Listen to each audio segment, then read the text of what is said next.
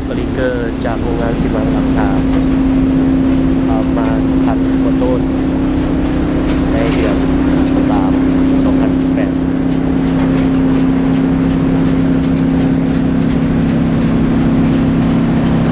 กลิงเกอร์งวดนี้แมันถือว่าปล่อยออกจาก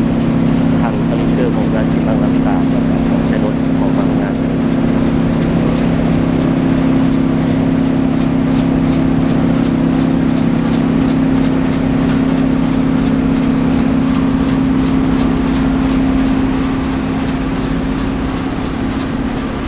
อุณหภูมิของกลิงเกอร์ยังร้อนอยู่เนาะคือว่าปล่อยจากถังกลิงเกอร์มาแทนวันนี้วันที่28เดือน3 2018นำกลิงเกอร์เข้าถังเบอร์ 1